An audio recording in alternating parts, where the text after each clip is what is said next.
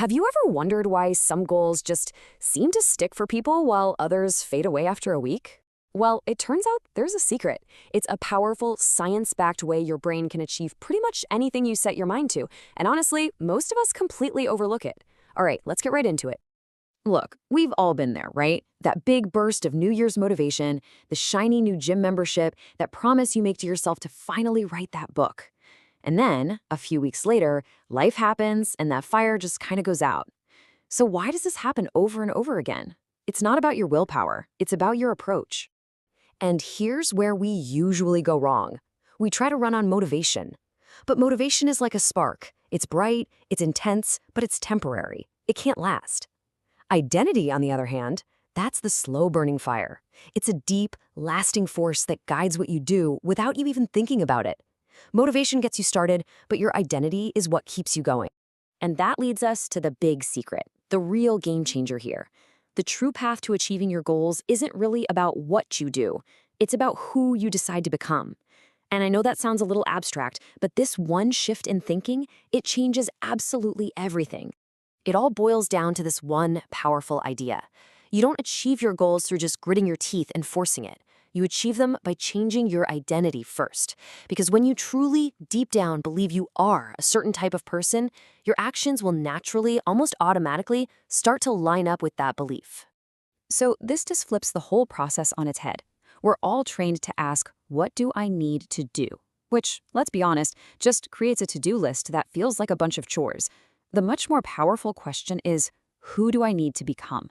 That question focuses on your character, on your very being, not just a checklist of actions. Here's a perfect, really simple example of what that looks like in practice. Saying, I need to run feels like an obligation, right? It's something you have to force yourself to do. But thinking, I am someone who runs, well, that's just a statement of fact. It's part of who you are. A runner runs. That's just what they do. You feel the difference there? Okay, so that's the why. I think we get it. But now for the important part, the how. How do we actually build this new identity?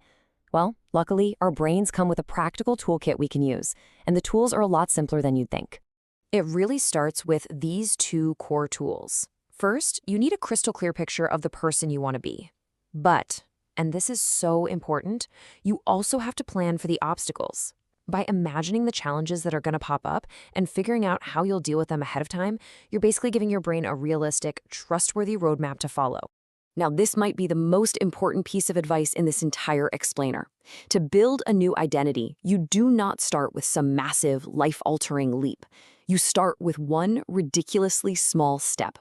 This is the tiny little engine that starts the whole process of rewiring your brain. You want to become someone who's fit? Forget committing to an hour at the gym every day. Start with one. Just one single push-up. I know it sounds trivial, but that's the whole point. The action itself doesn't matter nearly as much as the signal it sends. It tells your brain, hey, I'm the type of person who works out. This is who I am now. And the same logic, it works for any goal. You want to be a reader? Don't try to tackle a whole book in a week. Just read one page. Every tiny little action you take is like casting a vote for your new identity. You're not just reading a page, you are becoming a reader. Of course, you're not trying to build this new identity in a vacuum. Your environment plays a massive role. The best way to think about it is that your environment is your silent partner, and it's either helping you succeed or it's quietly holding you back. So you have to start designing it for success. The trick is to make the right actions incredibly easy and the wrong ones kind of inconvenient. So if you want to practice guitar, don't shove it in a closet. Put it on a stand right in the middle of your living room. If you want to exercise more, make a rule. You're only allowed to listen to your favorite podcast while you're out on a walk. See? You're making your desired identity the path of least resistance. Okay, so we've got the fundamentals down. Focus on identity, start with tiny steps, and design your environment. Now, let's get into some really cool mind hacks that leverage your brain's hidden wiring to make this whole process even more powerful. First up is something called habit stacking, and this is just brilliant. Instead of trying to create a new habit out of thin air, you just piggyback it onto something you already do automatically. For example, you always make coffee in the morning, right? That's your anchor. Now you just stack your new habit, say journaling for 5 minutes, right on top of it. The old habit becomes the trigger for the new one. So simple.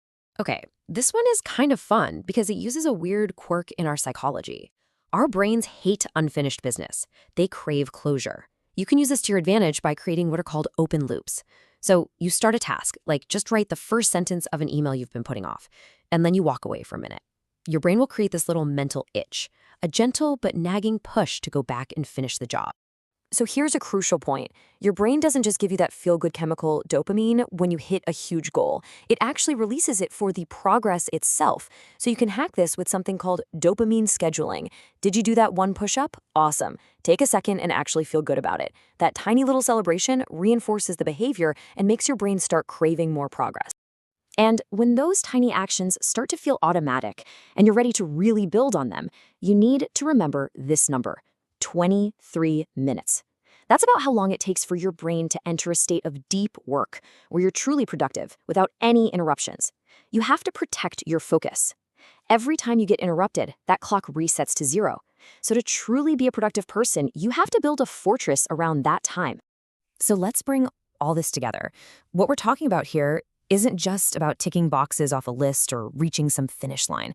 This is about a real, genuine transformation, and it starts with one simple decision about who you want to be. So just forget about the idea of overnight transformations. It's a myth. Real, lasting success is built brick by brick. It's a series of small, consistent, deliberate steps. And every single one of those steps is a vote for the person you are becoming. And honestly, this is the ultimate prize. The goal itself, losing the weight, writing the book, that's great, but it's temporary. The identity you build along the way, the identity of a person who is disciplined, who is consistent, who is resilient, that is something you get to keep forever. That is the real victory. So I'll just leave you with this one question. It's not, what do you want to achieve? It is, who do you want to be? Just take a moment and really think about that. Who will you decide to become starting today? Thanks so much for joining me for this. If you're ready to take that first tiny step towards your new identity, a really great one is to hit that like button and subscribe. That way you won't miss our next explainer on the practical strategies to become who you truly want to be.